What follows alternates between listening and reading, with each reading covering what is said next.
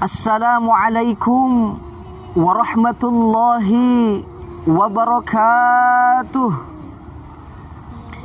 Hamdan wa syukran lillah, amma ba'du.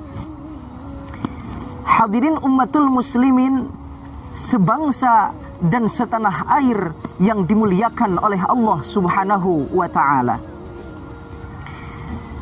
Menurut keputusan Presiden nomor 6 tahun 2000 yang diperkuat dengan SK Menteri Agama nomor 12 tahun 2006 mengatakan bahwa ada 6 agama yang berlaku di Indonesia, yaitu agama Islam, Kristen Katolik, Kristen Protestan, Hindu, Buddha, dan yang terakhir adalah Konghucu.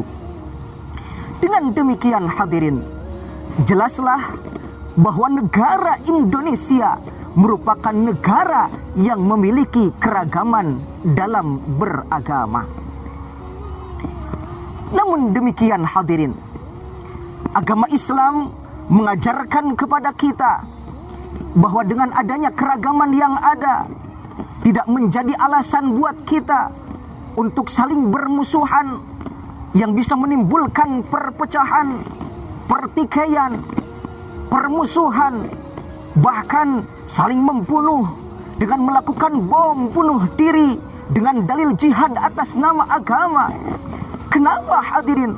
Karena Islam bukanlah agama penebar kebencian. Islam bukan sumber kekacauan.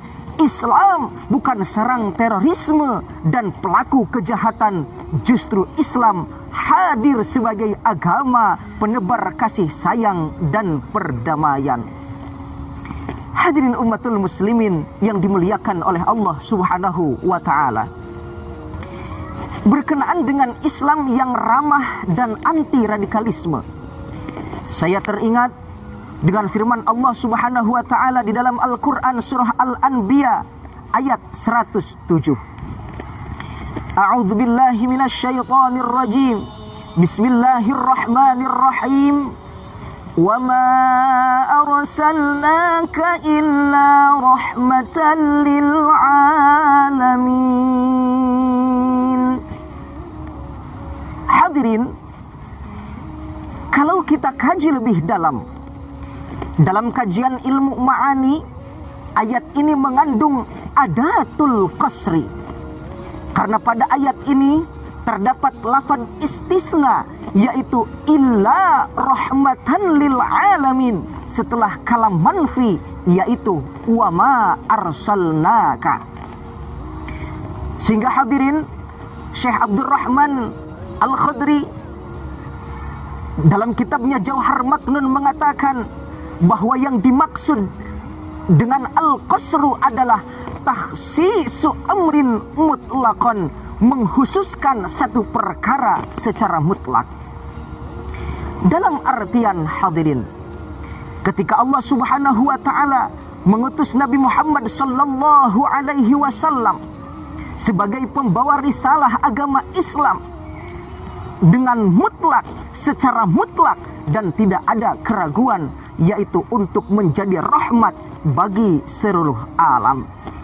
Wa ma arsalnaka illa rahmatan lil alamin. Wa ma arsalnaka ya Muhammad illa rahmatan lil khalqi ajma'in. Tidaklah Allah Subhanahu wa ta'ala mengutus engkau wahai Muhammad kecuali menjadi rahmat bagi seluruh alam.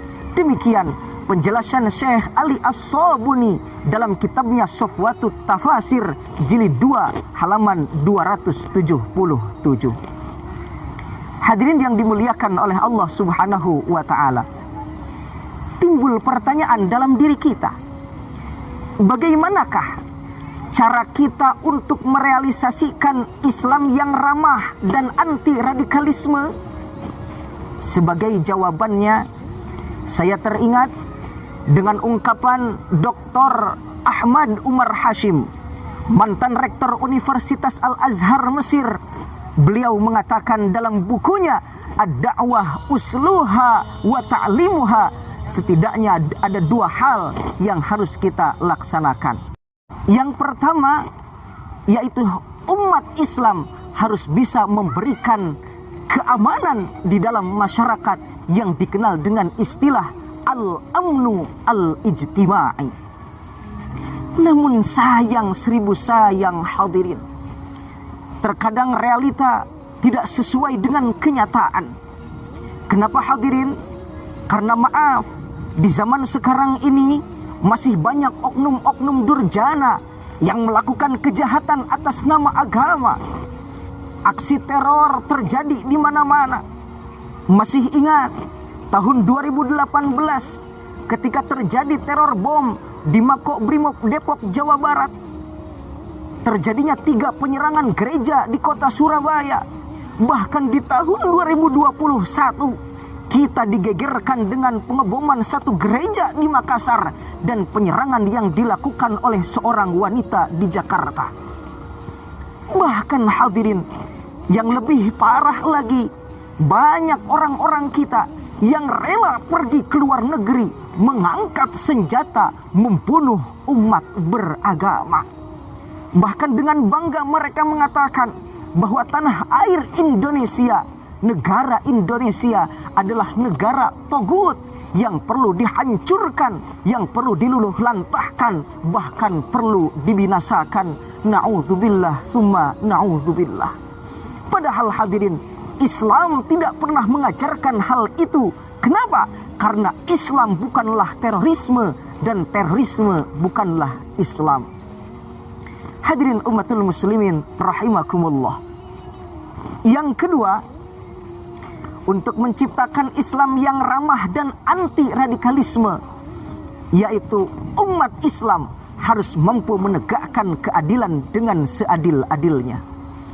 Dalam artian hadirin, umat Islam harus memiliki keadilan yang sama, tidak memandang kaya, tidak memandang pangkat, tidak memandang jabatan.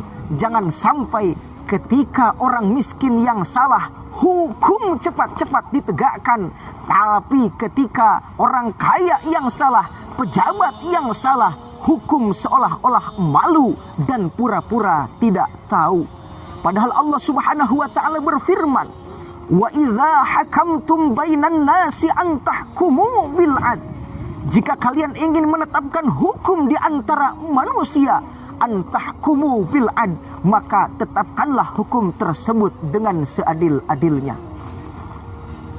Hadirin umatul muslimin rahimakumullah, mudah-mudahan kedua hal ini umat Islam bisa melaksanakan. Yang pertama adalah menciptakan keamanan di dalam masyarakat, dan yang kedua adalah menegakkan hukum dengan seadil-adilnya. Insya Allah, jika hal ini sudah dapat kita lakukan, maka Islam yang ramah dan anti radikalisme bukan lagi menjadi slogan, tapi menjadi kenyataan dalam kehidupan.